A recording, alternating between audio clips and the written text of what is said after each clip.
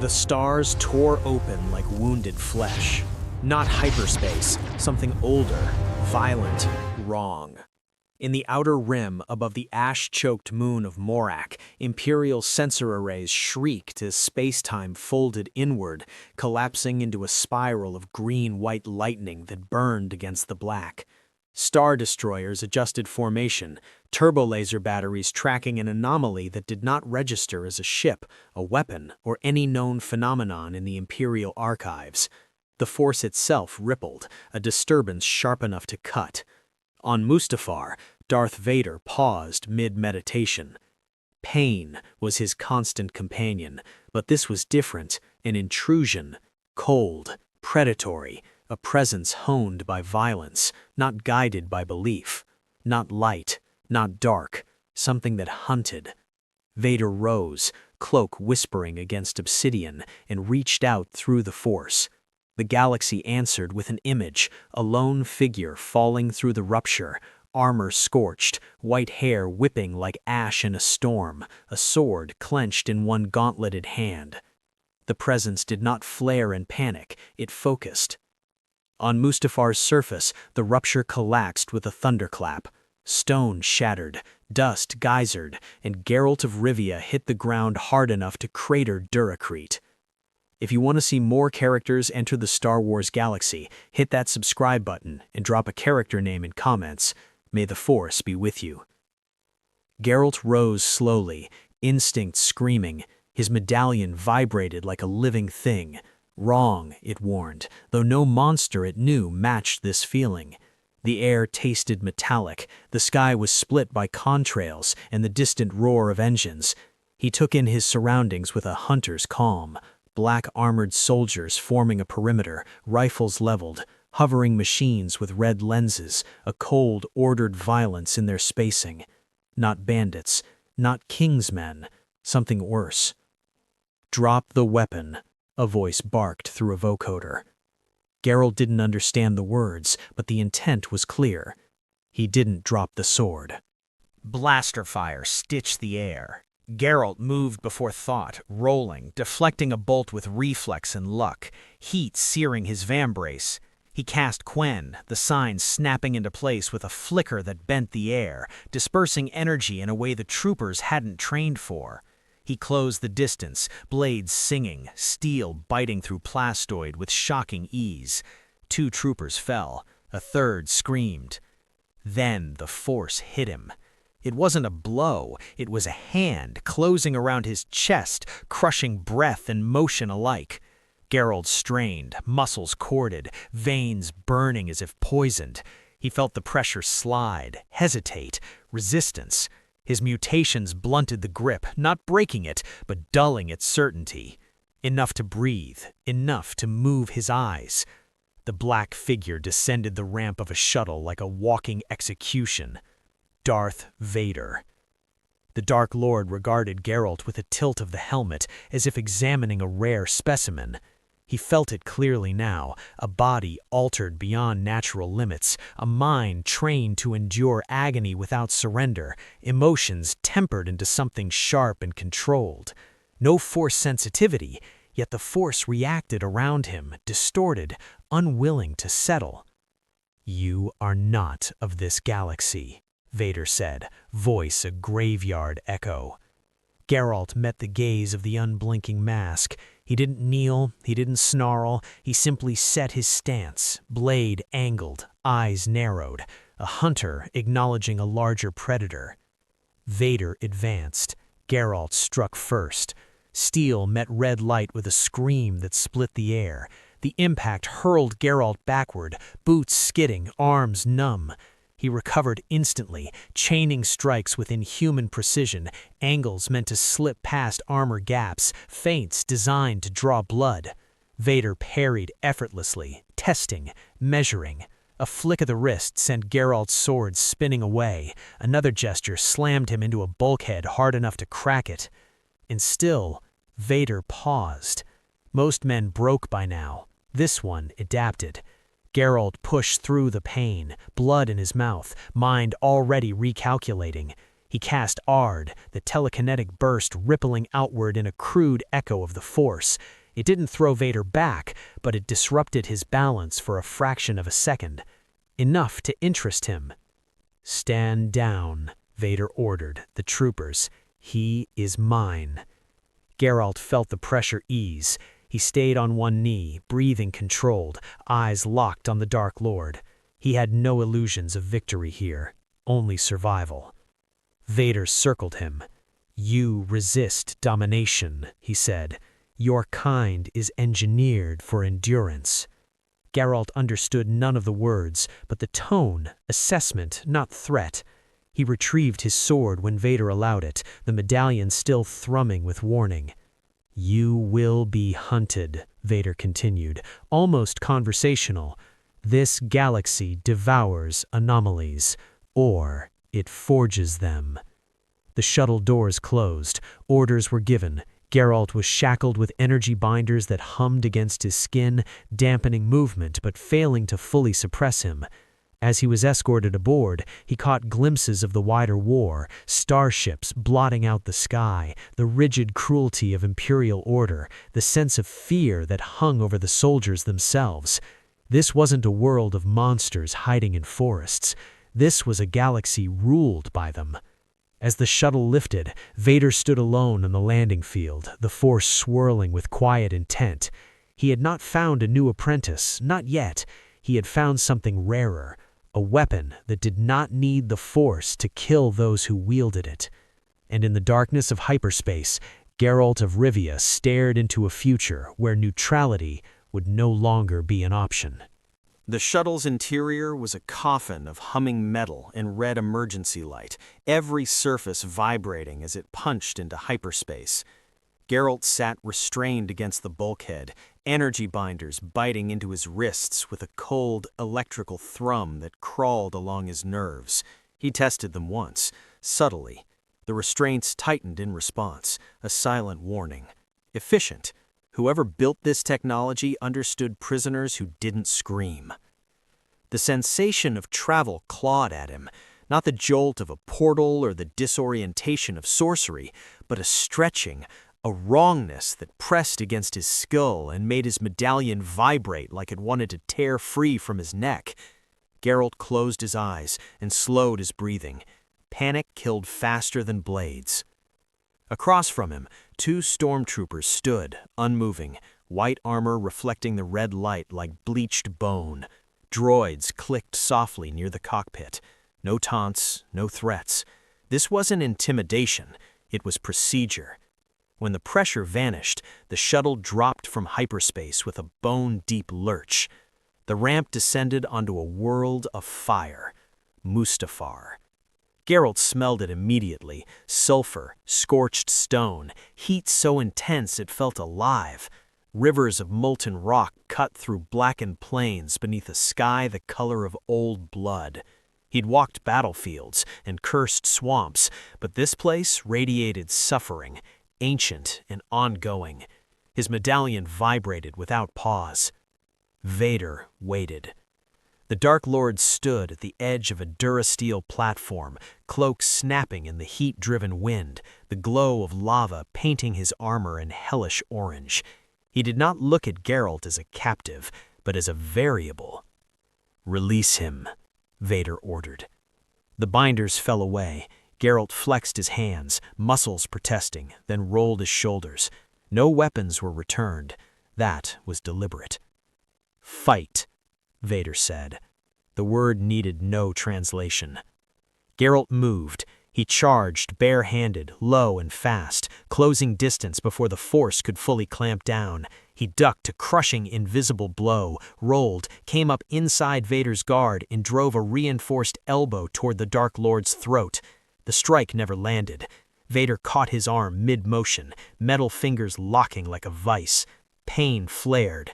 Geralt twisted with the grip, leveraging his weight, slipping free in a way no ordinary man could.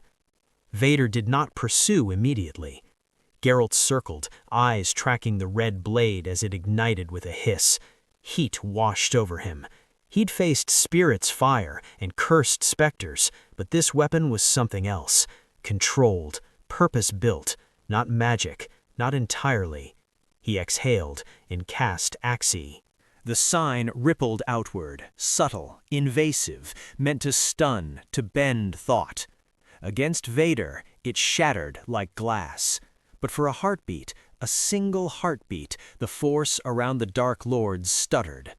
Vader felt it. Interest sharpened into intent. The duel escalated. Vader attacked, measured and inexorable, herding Geralt toward the platform's edge. Geralt adapted, using the terrain, leaping across fissures, forcing Vader to commit. He stole moments to cast Igni, flame roaring against the heat-soaked air.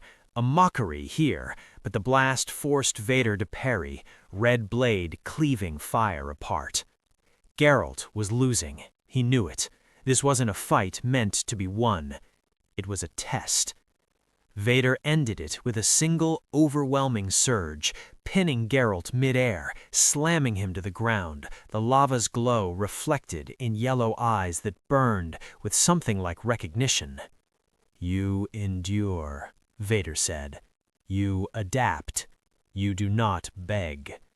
Geralt spat blood onto black stone and pushed himself upright, every instinct screaming to strike again. He didn't. He waited. "Your mutations interfere with the Force," Vader continued. "Not immunity, resistance, enough to be useful." He deactivated his lightsaber. "A Jedi would try to redeem you. The Empire will dissect you. I offer another path." Geralt listened, not to the words, but to the truth beneath them. This was not mercy. This was opportunity sharpened into a blade. "You will be trained," Vader said, "not as a Sith apprentice yet. As a hunter, you will learn the dark side. In return, you will survive." Geralt finally spoke, his voice rough but steady. "And if I refuse?" Vader's answer was immediate. "You die, or worse." The choice wasn't moral. It was practical. Geralt nodded once. Training began that day. In the weeks that followed, Mustafar became his crucible. Vader did not teach him philosophy. He taught him pain, control, endurance beyond endurance.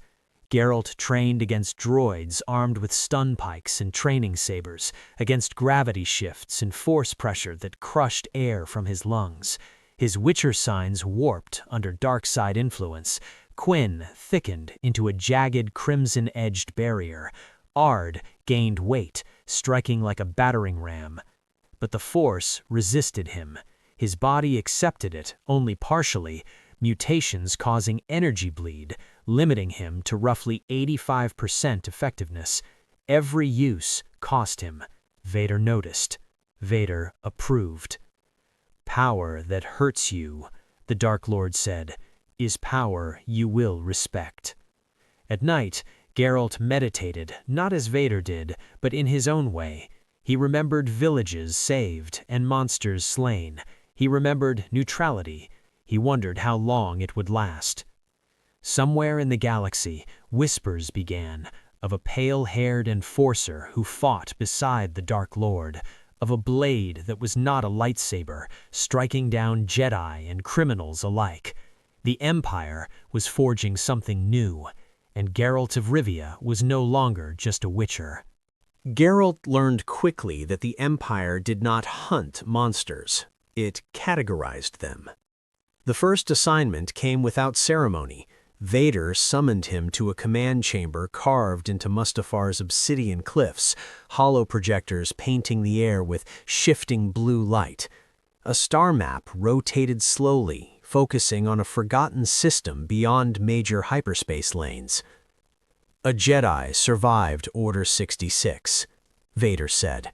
"Designation Master Talaris, last sighted aiding refugees. You will assist in his elimination." Assist, not lead.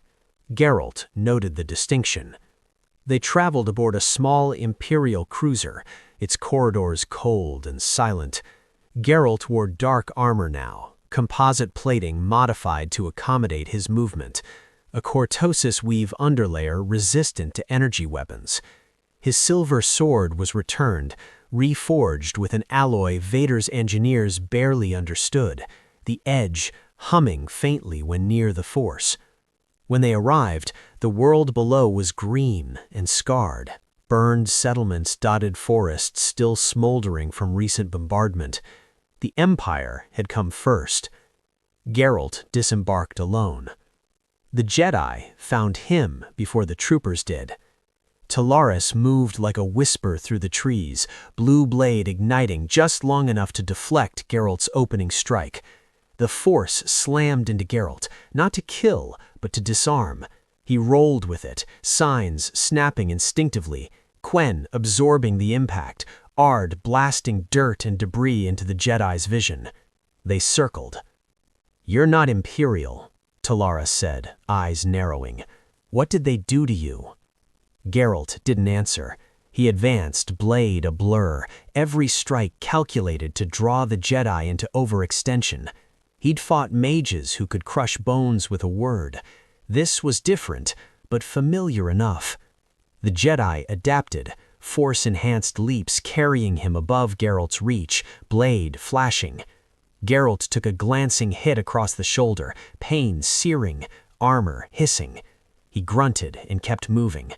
This wasn't a duel of light and dark. It was a hunt. Geralt feinted left, cast Oxy not at the Jedi, but at the environment.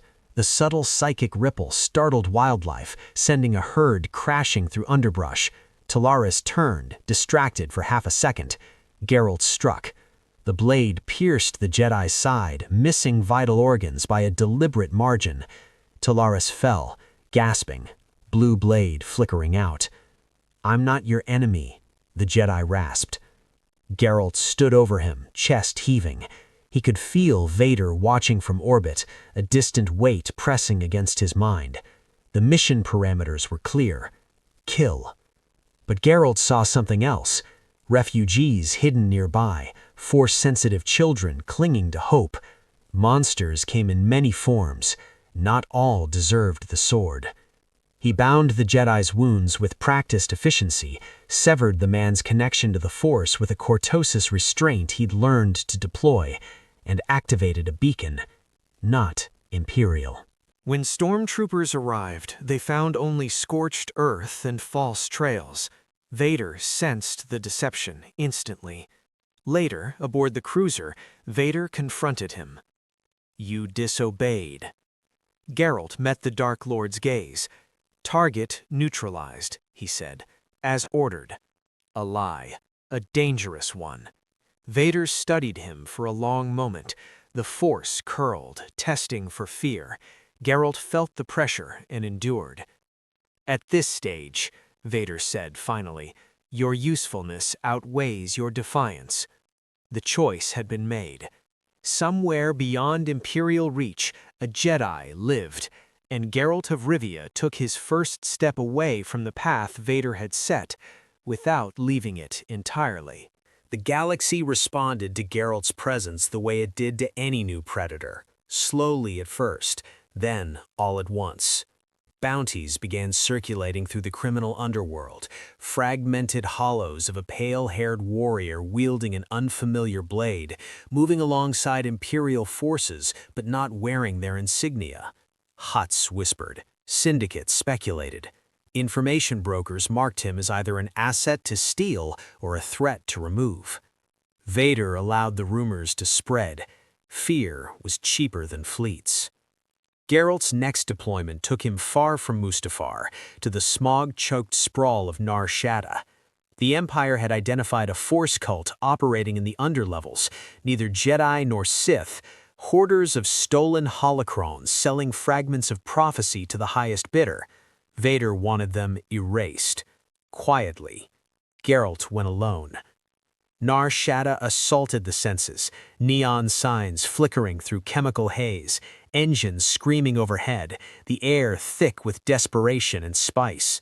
His medallion vibrated constantly, reacting to latent Force residues leaking from black market artifacts. He moved through crowds unseen, cloak blending into shadow, instincts guiding him through a city that fed on the weak. The cult's hideout lay beneath a derelict refinery, guarded by mercenaries in scavenged armor.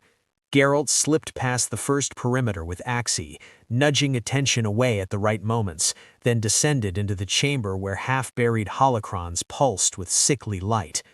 The cultists attacked as one, force wielders trained badly, dangerously, flinging raw power without discipline. Geralt adapted, Quen flaring under impact, Aurd collapsing cover and bodies alike. He closed distance ruthlessly, blade flashing, silver alloy cutting through robes and bone. One cultist tried to bargain, offering knowledge of Vader's plans, of the Emperor's secrets. Geralt hesitated. Knowledge was power here. Power fed monsters. He killed them anyway. When the last holocron cracked and went dark, Geralt felt it, the Force recoiling, as if offended. He knelt briefly, breath steadying, and moved on before Imperial sensors locked in. The underworld noticed. So did the Mandalorians. On Concord dawn, Geralt walked into an ambush. Beskar-clad warriors emerged from cover, jetpacks flaring, blasters raised. Their leader, helmet marked with clan sigils, studied him with professional interest.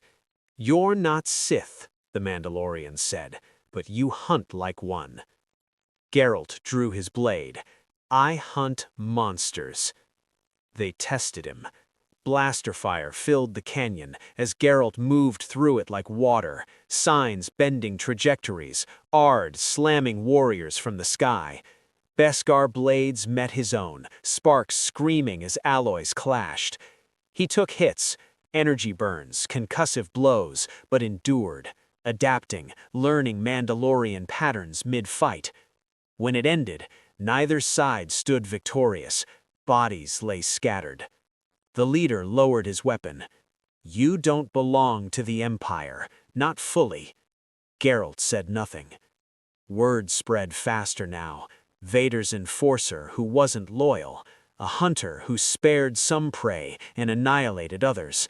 The rebels took notice, but made no move. The Sith watched carefully. The Emperor smiled. And on Mustafar, Vader reviewed reports in silence. Geralt was becoming something Vader hadn't planned for. Not an apprentice, a variable. By the 5th month, the Force had stopped pushing back. It adapted. Geralt felt it first during training, less resistance when he drew on Ard, a smoother flow when he reinforced Quen, a faint echo answering his will instead of tearing through him. Not acceptance, a negotiation. His body still bled energy, still paid a price, but the ceiling had lifted. He operated closer to 90% now, though every gain came with a quieter, deeper cost. Vader noticed. "You are changing," the Dark Lord said as Geralt knelt within the meditation chamber, lava light flickering across black stone. "The dark side reshapes what survives it." Geralt rose slowly. "I don't serve it," he said. "I use it." Vader's helmet tilted. "So did I." Their next mission was not a hunt, but a retrieval.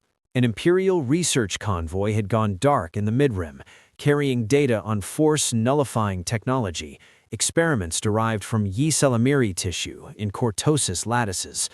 The wreckage floated in silence when they arrived, hulls split open, life signs gone. Pirates. Professional ones. Geralt boarded first, boots magnetizing to the hull. Inside, he moved through carnage, stormtroopers cut down with precision, blast marks clean and controlled. This wasn't random. This was a message. The pirates struck from the shadows, enhanced mercenaries wielding stolen tech, gravnets and pulse blades designed to counter Force users. Geralt took the lead instinctively, drawing fire, Quen shattering under sustained assault. He adapted, shifting to close-quarters brutality, blade carving through armor, while Axii disrupted timing, turning coordinated attacks into chaos. Vader entered last. The corridor became a grave. Together they advanced, Vader's force mastery crushing resistance, Geralt exploiting the gaps with ruthless efficiency. It wasn't partnership, it was alignment. Predator and weapon moving toward the same kill. They reached the vault too late. The data was gone. Only a symbol remained, etched into durasteel. A rebel's cell marker. Vader said nothing, but the implication was clear. The rebels were escalating. So was the Emperor. On the return to Mustafar, Vader spoke again. "You conceal your choices," he said. "You spare where you should not." Geralt didn't deny it. Some monsters are useful alive. "Careful," Vader warned. "That belief destroyed the Jedi." Geralt met his gaze. Blind obedience destroyed a lot more. Silence stretched. The Force churned, testing the space between them. Then Vader turned away. "You will continue, for now." In that moment, Geralt understood. He was no longer being shaped, he was being evaluated. And somewhere beyond Imperial reach, the children he'd spared were growing, Force-sensitive, hidden, alive. The galaxy was changing in ways even Vader couldn't fully see. Geralt of Rivia had become a fault line. The Emperor summoned Darth Vader without ceremony, not through hollow projection, not through intermediaries, but through the old channel, one that carried a pressure in the Force so absolute it allowed no delay, no refusal. Vader departed Mustafar at once, leaving Geralt behind for the first time since their alignment began. The absence was immediate. The weight that had pressed constantly at the edge of Geralt's perception lifted, replaced by something worse, uncertainty. Imperial command did not idle him. Orders arrived from the Imperial Security Bureau, stamped with authority that did not need Vader's signature. A system on the edge of the Midrim had gone silent, a mining world named Keladar, insignificant in resources, but strategically positioned along a minor hyperspace artery used by smugglers, rebels, and mercenary clans. Long-range scans showed signs of battle, then nothing. No Imperial distress call, no rebel propaganda burst. Silence like a held breath. Geralt was dispatched alone. The Star Destroyer dropped from hyperspace above Keladar to a dead sky. The planet's surface was a patchwork of strip mines and habitation domes, most of them shattered. Fires still burned, but there was no movement, no fleeing ships, no active defenses. The Force felt wrong here, not absent, not distorted, but smothered as if wrapped in damp cloth. Geralt felt it in his bones. He descended in a single-man drop shuttle, armor sealed, sword secured across his back. As the shuttle pierced the atmosphere, his medallion vibrated violently, then fell silent. That frightened him more than the vibration ever had. On the ground, the air was cold and metallic. Bodies lay where they had fallen, stormtroopers, miners, droids, all dead without visible trauma. No blaster burns, no lightsaber cuts, just stillness. Geralt knelt beside one trooper and removed the helmet. The man's eyes were open, unfocused, pupils dilated as if frozen in terror. Fear had killed him. Geralt moved deeper into the settlement, senses stretched to their limits. He tried to draw on the Force to enhance Quen. Nothing answered. His signs worked, but barely. Duller, heavier, as if cast through mud. Whatever had happened here interfered with the Force and magic-adjacent phenomena. A convergence point, a null zone. Then he heard it. A low hum, rhythmic, almost organic. Geralt followed the sound into the central mining complex. The structure had been torn open from within, durasteel peeled back like flesh. At its heart hovered a device unlike anything he had seen, an angular lattice of black metal in glowing veins of sickly blue energy, anchored into the ground by cables thicker than a man's torso. An experimental Force dampener. Not Imperial, not Rebel. Mercenaries emerged from cover, weapons trained on him. Their armor was mismatched, but high-grade, marked with sigils Geralt recognized now. Criminal syndicates working in coordination. Huts, Black Sun, independent warlords pooling resources for something dangerous. "You're late," their leader said, voice amplified through a mask. "The Sith won't be needing this world anymore." They attacked as one. Without the Force, Geralt fought as a pure Witcher. Blaster fire ripped through the air. He moved with brutal efficiency, blade flashing, closing distance before ranged weapons could overwhelm him. Quen shattered into repeated hits, forcing him to rely on footwork and timing. He took wounds, burns, a deep gash along his ribs, but pushed through, using the environment, pulling enemies into narrow corridors where numbers meant nothing. Still, they pressed him. The dampener pulsed, draining more than the Force. It leached will. Geralt felt fatigue seep into his muscles faster than it should have. This wasn't just a battlefield hazard. It was a weapon designed to kill legends. Geralt made a choice. He stopped fighting defensively. He advanced, straight toward the device. The mercenaries panicked, shifting fire to stop him. He endured it, body screaming, armor failing. He leapt, rolled, slammed his blade into the dampener's core, and poured everything he had into Igni, not as flame, but as raw, destructive output. The device screamed. The explosion tore through the complex, hurling Geralt into a wall hard enough to crack it. The dampener collapsed, energy discharging violently into the atmosphere. For a moment, the Force rushed back like a tidal wave. Geralt blacked out. When he woke, the sky above Keladar was burning. Syndicate ships fled orbit, pursued by late-arriving Imperial forces. Medics dragged him onto a stretcher, voices muffled. Hours later, aboard the Star Destroyer, Geralt recovered enough to stand. His injuries were severe, regeneration slowed by energy residue from the dampener. He operated at barely 70% now, temporary but significant. And Vader was not there. Instead, an ISB officer delivered a message.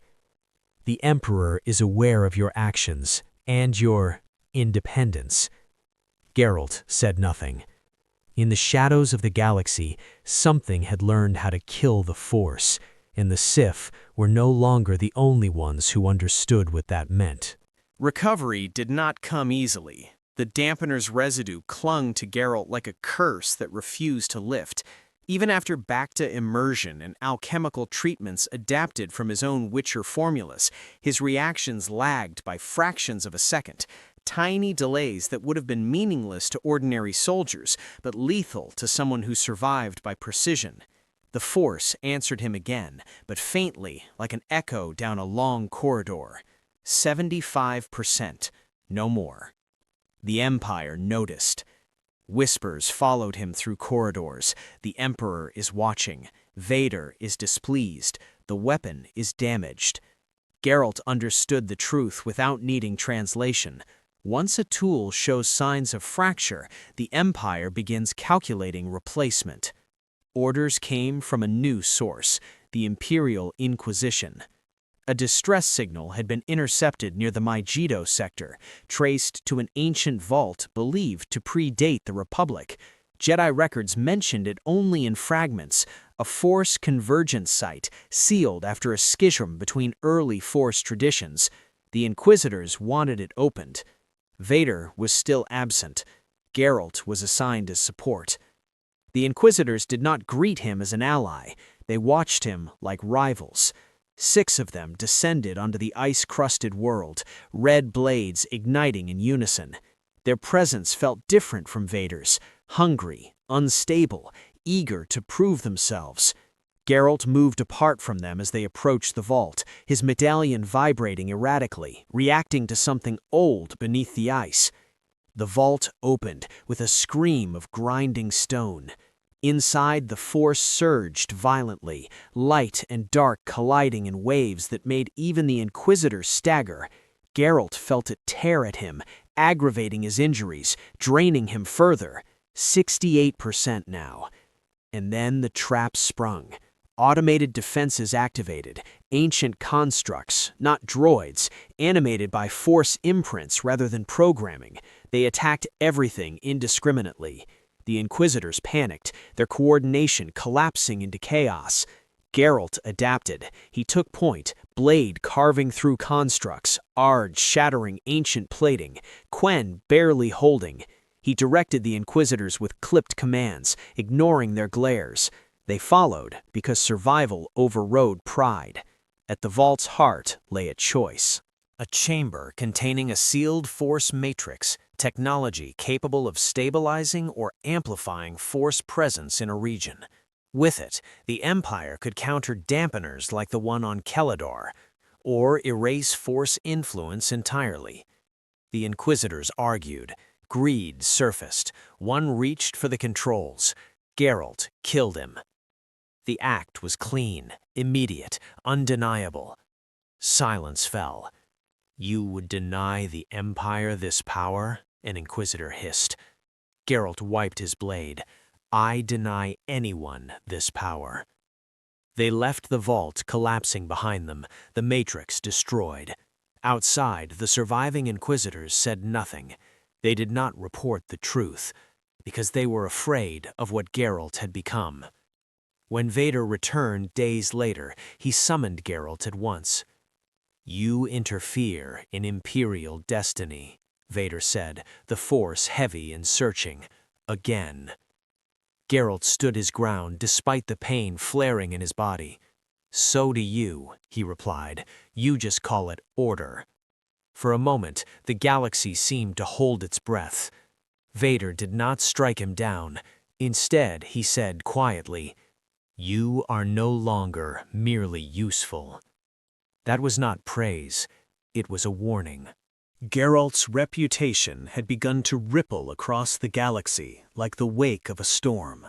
Imperial officers whispered of a pale-haired enforcer who did not fully obey the Empire, who had survived a Force-nullifying device, outwitted mercenaries, and destroyed ancient technology.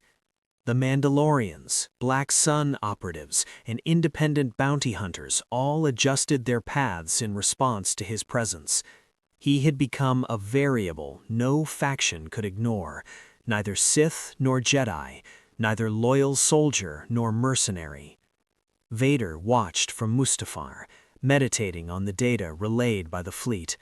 Geralt had grown in capability despite his temporary weakening. His body, forged by mutations and battle experience, combined with emerging Force attunement, created a warrior unlike anything Vader had trained, a hybrid predator. The Dark Lord recognized it immediately. He could use him or be threatened by him. The next assignment was both a test and a demonstration of control, the Felucia operation. Rebel sympathizers had uncovered a cache of Cortosis-enforced energy weapons, a threat capable of challenging even the Empire's most seasoned stormtroopers. The planet was dense with alien jungles, enormous fungal growths in unpredictable biomes, perfect cover for guerrilla tactics. Vader did not send conventional troops. He sent Geralt, alone. The landing craft hit Felucia's surface under the cover of thick mists. Geralt stepped off, armor slick with dew and biofilm, medallion vibrating violently against unseen lifeforms sensitive to the Force. He advanced methodically, aware that every plant, shadow, and creature could conceal a threat. Signs adapted to the environment. Ard for clearing debris, Igni for controlled illumination, Quen for repelling poisonous spores. Rebels ambushed him. They wielded modified blasters, grenades, and rudimentary Force amplifiers stolen from Imperials. Geralt moved as a single, flowing unit of instinct and learned reflex, cutting through enemies without hesitation. Yet for the first time, he hesitated, not out of fear, but morality. Among the rebels were children, Force-sensitive orphans trained for rebellion, eyes wide with trust in the wrong hands. Geralt could obliterate them instantly, like Vader intended, but the spirit of vengeance within him, tempered by his Witcher code, urged restraint. He chose survival over slaughter. The choice came with consequences. A squad of elite rebel soldiers flanked him, expecting to capitalize on his hesitation. Geralt spun, Ard propelling him through the undergrowth, his blade deflecting blaster fire with impossible timing, cutting through defenses while avoiding lethal injury to the innocents. By the time Vader arrived, via shuttle, lightsaber humming, force presence roaring, Geralt had neutralized the immediate threat without committing genocide. Vader assessed the battlefield in silence, analyzing every movement, every decision, every imperfection. "You are not fully mine," Vader said finally, voice like grinding metal. "Yet you execute missions the Empire cannot. This independence is dangerous, but potentially useful." Geralt did not reply. His focus remained on the rescued children, guiding them into hidden transport pods for safe extraction. He had become something else entirely, an agent of the Empire, a product of Sith training, yet fundamentally unchained by it. The galaxy began to notice. Huts recalibrated smuggling routes, Mandalorian clans whispered warnings, rebel cells paused operations, unsure whether this enforcer was a threat or a ghost in the machine. And through it all, Vader continued his silent observation, weighing whether Geralt's potential could be harnessed or if his autonomy would eventually force him into opposition. On Mustafar, Vader meditated, the volcanic winds carrying thoughts of power, loyalty, and the unpredictable variable he had created. Geralt of Rivia was no longer a student. He was a storm, contained only by circumstance and choice. And storms could not be tamed forever. The galaxy seemed to shift beneath Geralt's feet, though he was still on solid ground. Every planet he visited, every system he crossed, reacted to him as though it sensed the storm he had become.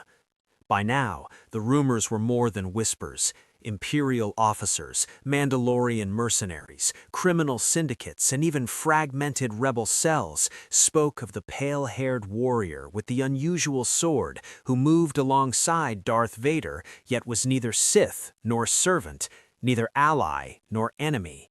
He existed as a living anomaly, a force of reckoning who obeyed no single master fully, who enforced his own code, even within the rigid hierarchies of galactic power. The mission that brought him to Drummond Kaas, a planet steeped in dark-side resonance, was supposed to be routine, or as routine as anything involving Vader's indirect orders could be. Intelligence suggested that remnants of the Inquisitorius had hoarded a collection of holocrons and Sith relics on the surface, planning to consolidate power and challenge Vader's authority once he returned to Mustafar. The Empire had sent no strike teams. This was a job for the enforcer who could survive what others could not: Geralt. The surface of Drummond Kaas was a bruised landscape of jagged cliffs and perpetual red mist, thick enough to dull visibility and cling to every inch of exposed skin. Acidic rain fell in slow sheets, steaming where it met the black stone. The air vibrated faintly, humming with the residual dark-side energy seeping from the planet's crust. Geralt adjusted his grip on his reforged silver sword, feeling the subtle resonance with the Force, a sensation he had learned to trust after months of Sith training. Quen shimmered faintly around his shoulders as he walked, protecting him from acidic droplets, while Ard pulsed beneath his gauntlets, attuned to the shifting terrain beneath his boots.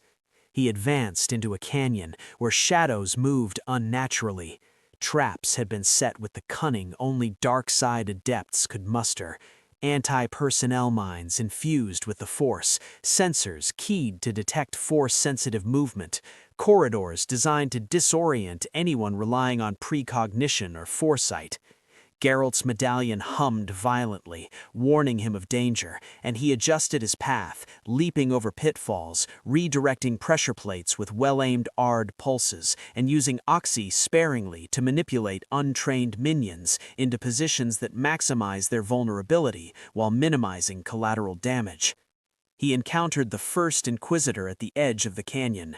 Red blade drawn, the figure radiated arrogance and raw ambition. "You are not meant to tread here," the Inquisitor hissed, force sense flaring around him, attempting to crush Geralt's mind before the first strike landed. Geralt inhaled sharply, centering himself. He had been in 100 fights before, hunters and monsters, mages and mutant beasts, but this was different. This was a being trained in both force and dark manipulation, and the environment amplified his power. Yet, the Witcher's body had adapted. His training with Vader had pushed him to near Sith capacity, 85 to 90% effectiveness, despite residual damage from Keladar. The clash began with a roar. The Inquisitor lunged, force thrusts slamming into Geralt like battering rams.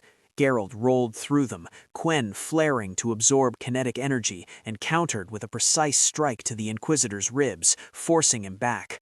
Red blade collided with silver in a screech of molten alloy, sparks showering like blood in the acidic rain. Each move tested instinct, training, and raw willpower.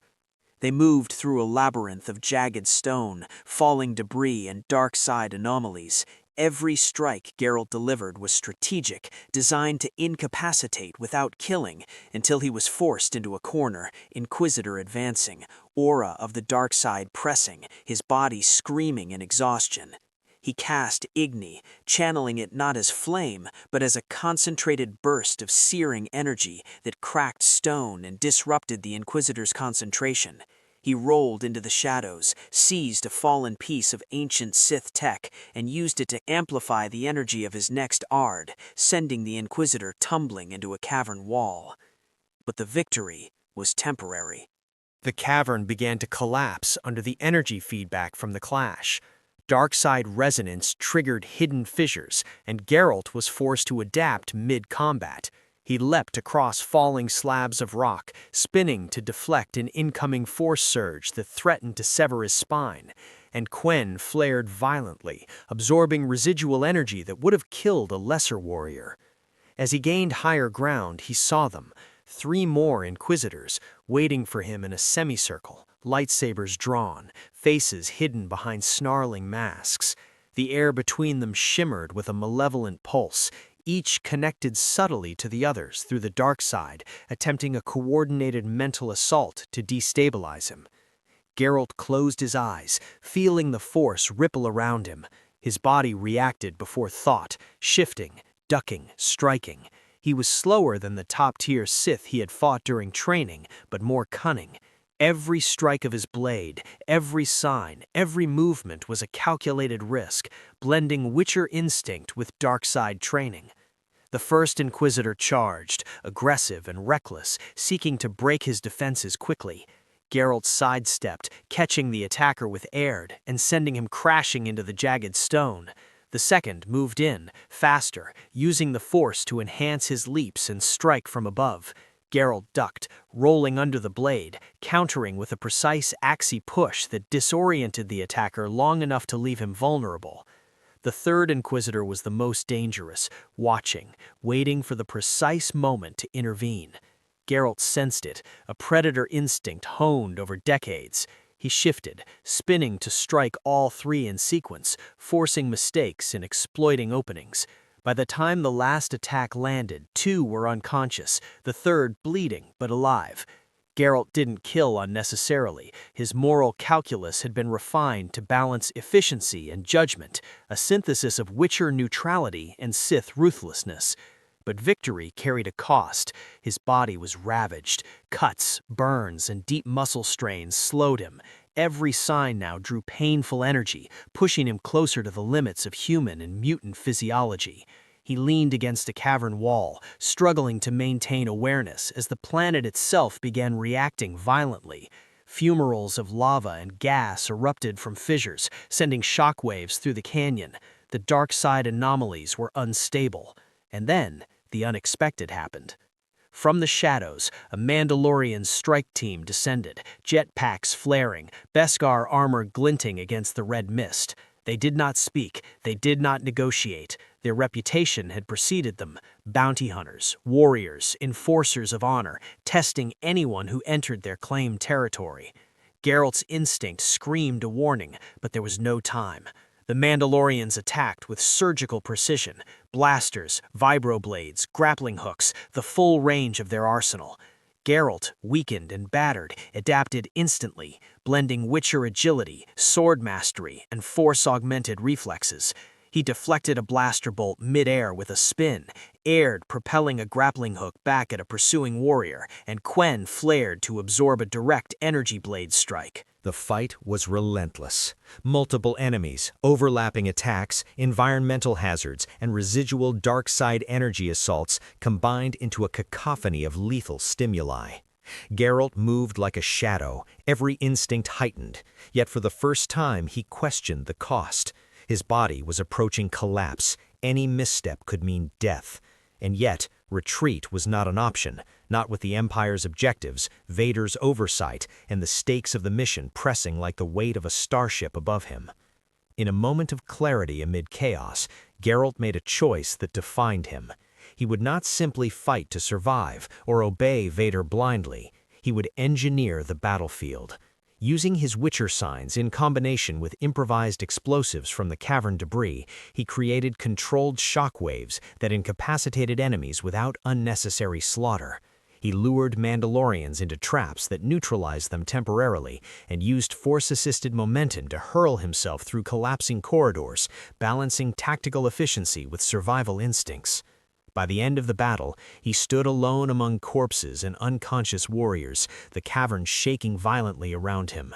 The remaining Inquisitors had been subdued, the Mandalorians incapacitated, and the dark side anomalies disrupted enough to prevent catastrophic release. Geralt's armor was scorched, his blade nicked, his body torn, yet his mind remained sharp. He had survived what no ordinary enforcer could, and in doing so, had reshaped the perception of every faction in the galaxy. The Empire, the Sith, the Mandalorians, and even the scattered rebellion knew now that Geralt of Rivia was a force of his own making, not fully bound to anyone. Vader observed the aftermath from orbit. His mask hid the flicker of calculation, the weighing of risk versus reward. Geralt had defied expectation again, surviving and improvising where he should have been crushed. The Dark Lord's voice finally echoed in Geralt's mind through the Force. You are no longer merely a tool. You are a variable. A weapon, yes, but one capable of choosing the parameters of its own use. Do not mistake my allowance for freedom. It is a test, and tests have consequences. Geralt closed his eyes, feeling the strain of the day's battles, the Force bleeding energy, the lingering burns from both weapon and environment.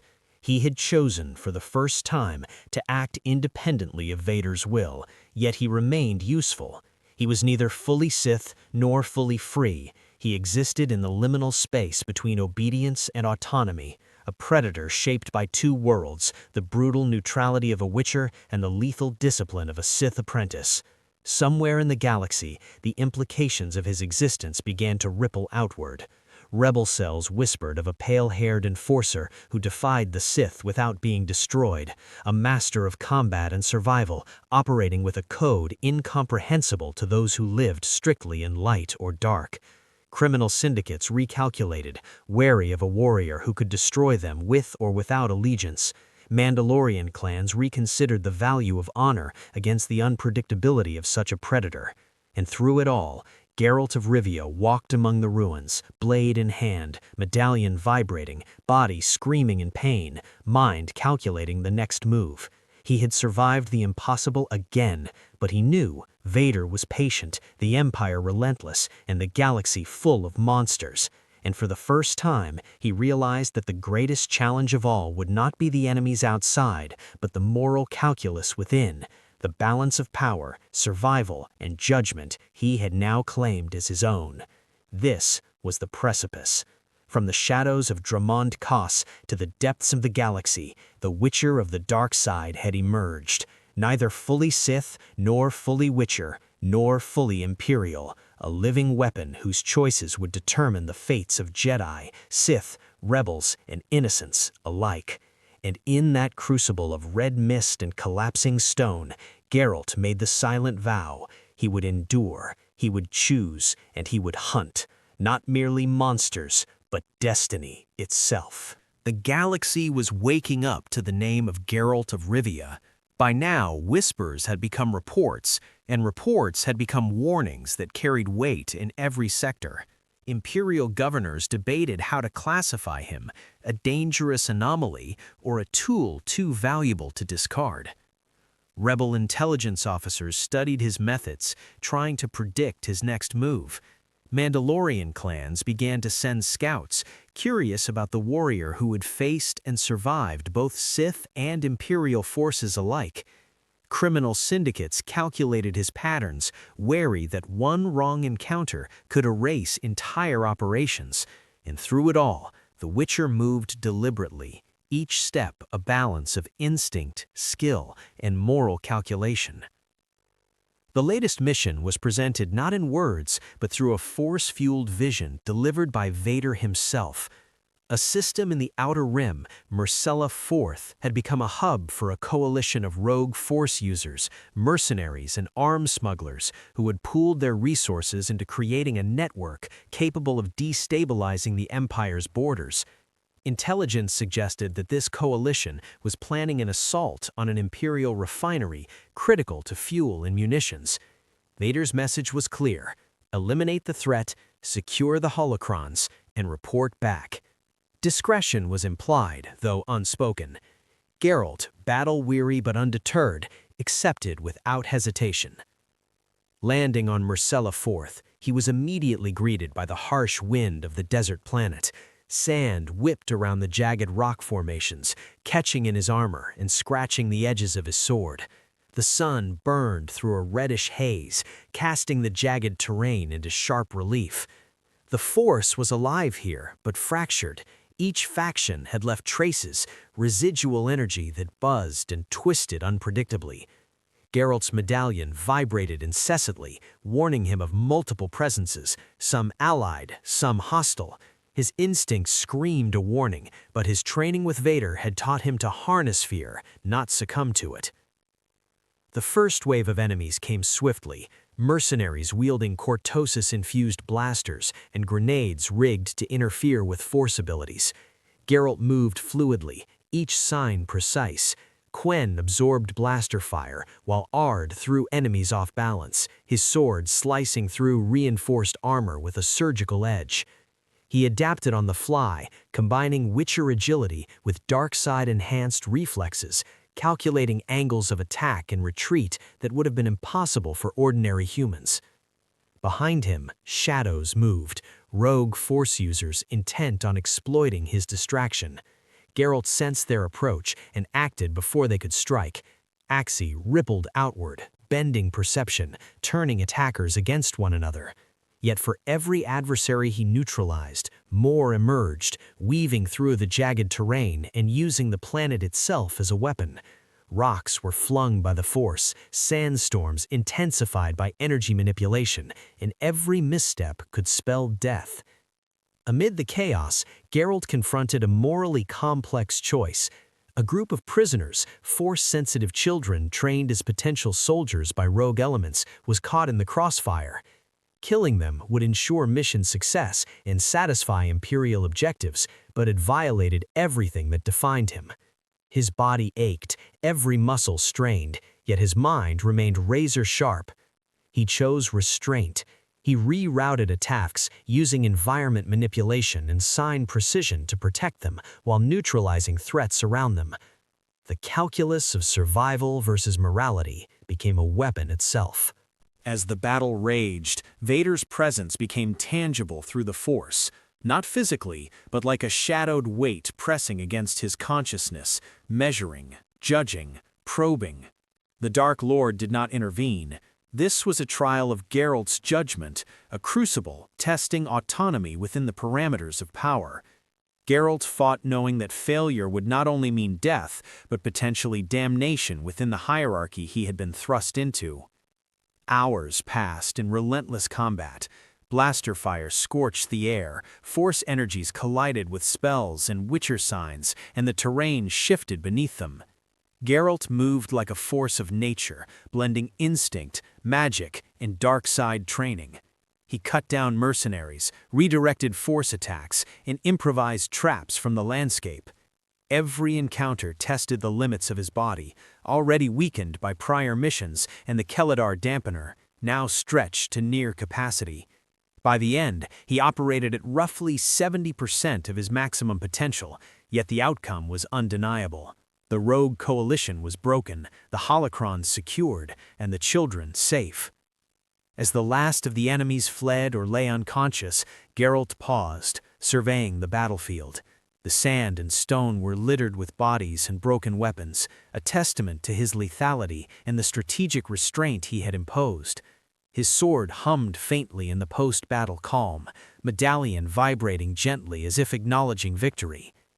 And then the force shifted, a subtle, almost imperceptible resonance indicating the arrival of something more significant. From the sky, a star destroyer emerged, silent but immense, descending with calculated precision. Vader's shuttle detached and landed nearby, the Dark Lord stepping out onto the blood-stained terrain. His cloak billowed in the wind, helmet catching the red sunlight.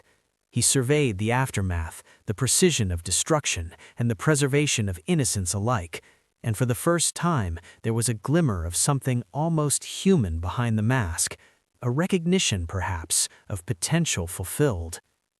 "You have exceeded expectations," Vader said, voice calm but resonant with dark authority.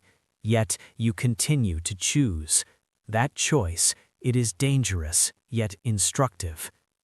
Geralt met Vader's gaze. "I follow no master fully. I answer to what I believe is right." Vader's response was measured. "You have become a variable the Empire cannot predict. That is both your strength and your liability. Know this, the galaxy is vast, and your choices ripple farther than you imagine.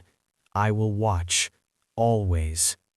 Geralt turned away, sensing the weight of the Dark Lord's attention as he guided the Force-sensitive children to waiting Imperial transports. The galaxy would never be the same, not for the Empire, not for the rebels, not for anyone. His actions had created uncertainty in a system built on order, fear, and control. And yet, despite the chaos, he had survived, adapted, and asserted his own moral calculus in a universe designed to demand obedience. As he walked across the dunes of Myrcella IV, Geralt's mind wandered to the lessons of his journey, the subtlety of power, the responsibility of autonomy, and the delicate balance between mercy and ruthlessness. He understood now that survival alone was insufficient. Influence, choice, and judgment defined legacy. He was not a Sith apprentice. He was not a witcher bound by code. He was something entirely new, a fusion of worlds, philosophies, and disciplines, a living weapon whose agency could shape destinies. The galaxy would take notice. Hutts would hesitate to negotiate. Mandalorians would respect caution.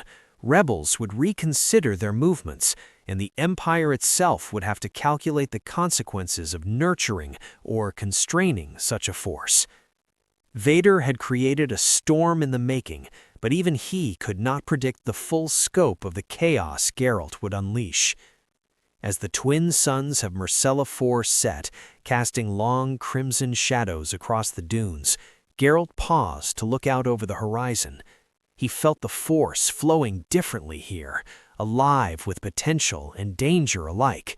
He knew that the battles to come would challenge him further, physically, morally, and strategically, but he welcomed the storm, for he had walked through fire, through the darkness of Sith training, through betrayal and autonomy, and emerged a force not easily controlled.